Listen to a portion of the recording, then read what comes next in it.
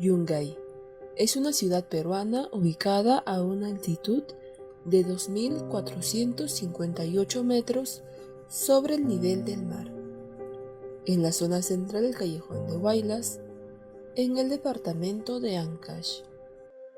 Yungay, antes del terremoto.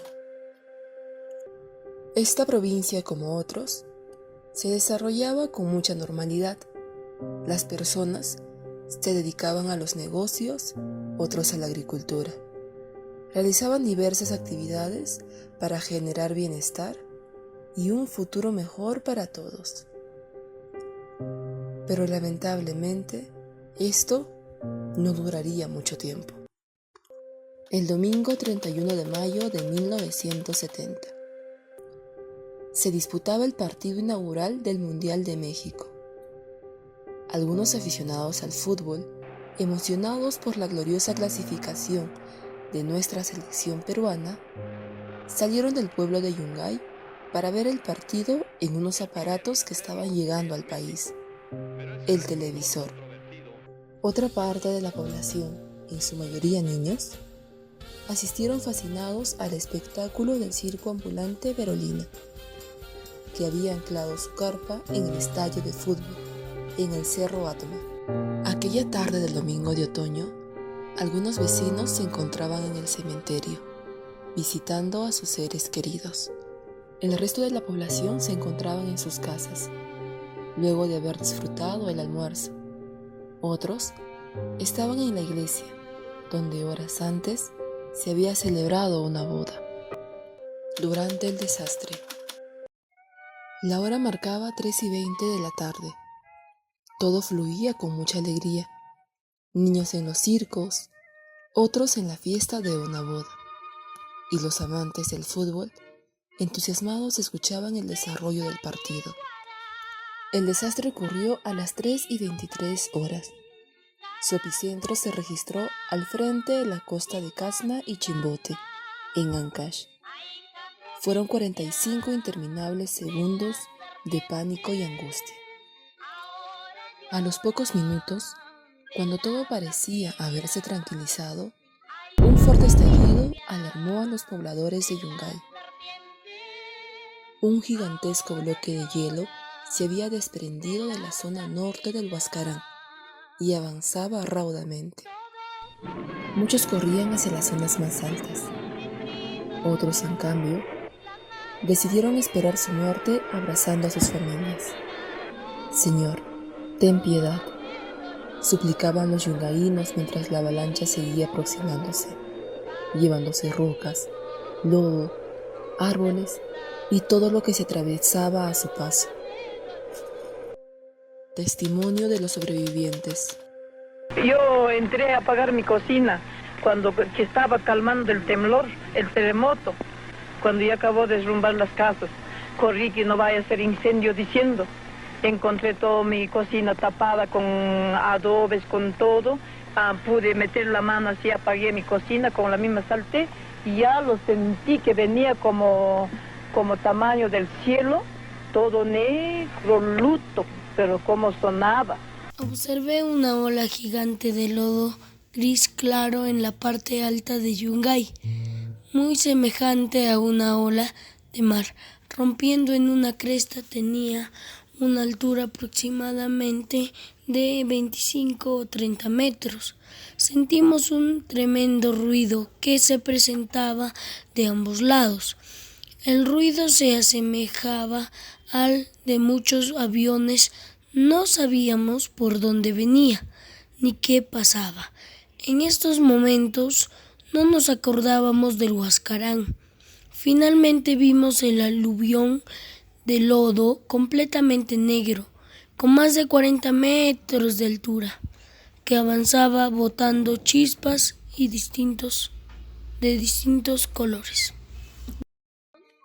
Luego de varios segundos, un silencio profundo imperó en la ciudad de Yungay. Un manto de lodo había sepultado a más de 25.000 habitantes.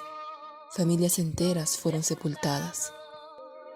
Después del terremoto, solo se salvaron 300 personas de un pueblo de 20.000 habitantes. Se salvaron ellos, junto a un ómnibus, un Cristo y 4 palmeras. El resto de la ciudad se convirtió en un camposanto. Según cálculos de los especialistas, la ciudad entera había quedado sepultada a 20 metros de profundidad. La noche parecía haber caído a las 5 de la tarde y muchos de los sobrevivientes hubiesen preferido haber muerto en aquel día nefasto.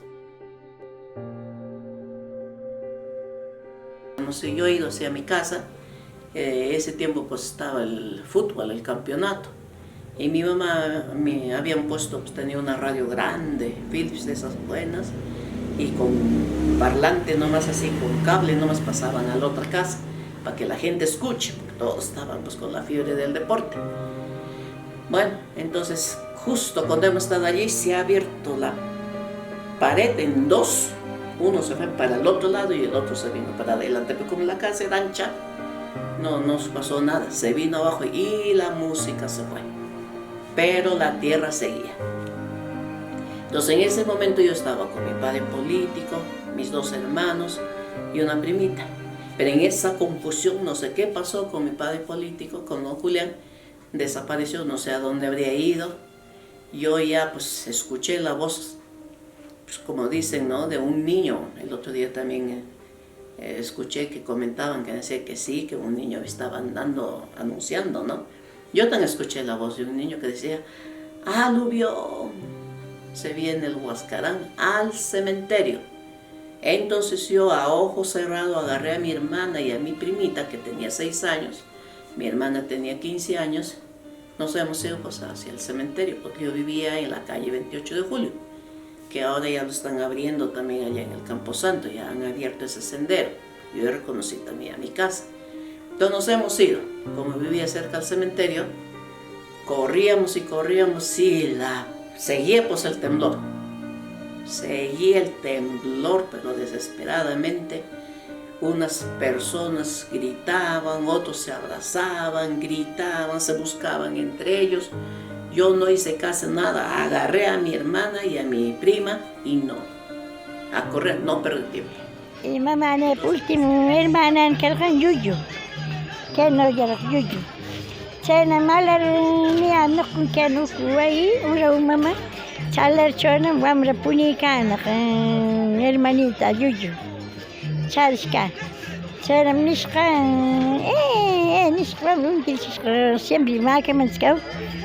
Chena kushka, vamos a medir kurk. Mamá nena, wakta choque era fuera cho. Se mamá neta na, eu de chanin, que eu de chakwaque karkuna, nishka, orkukuk. Chena chukti chayamos que dos calmos a todo.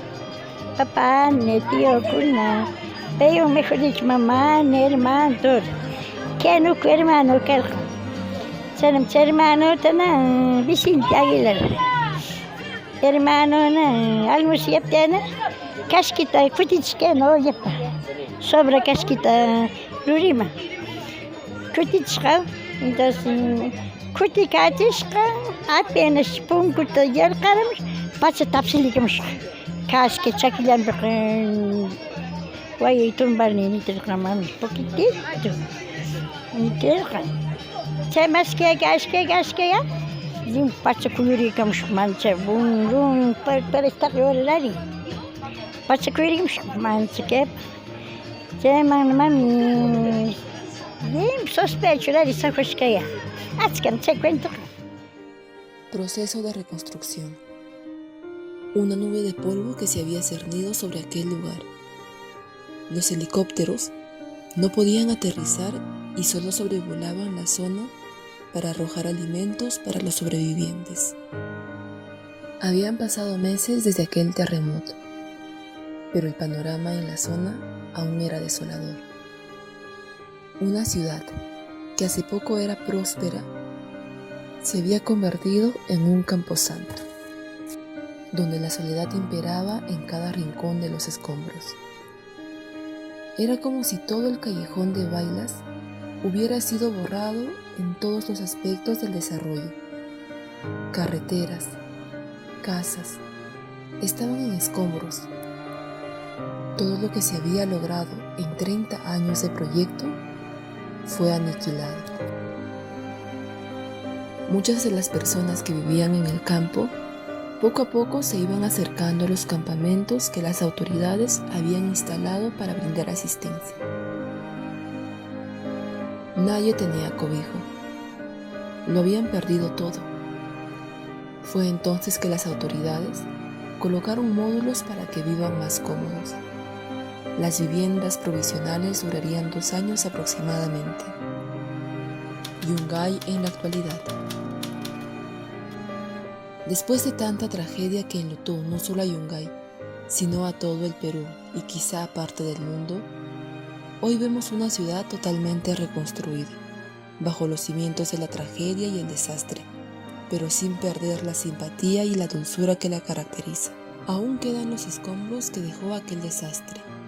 El lugar se llama Camposanto y se puede apreciar buses antiguos que quedaron sepultados a causa de este desastre natural, y se ha vuelto todo un atractivo para los turistas debido a que en el fondo se aprecia el imponente Huascarán. Asimismo, entre los testigos de aquel fatídico día encontramos a los restos de aquella iglesia, lugar donde murieron mucho más personas, las 4 palmeras, el grifo y el bus. Al pasar el tiempo, los pobladores hicieron la construcción de la réplica de la antigua iglesia, así como también del quero tradicional y el cementerio de este lugar.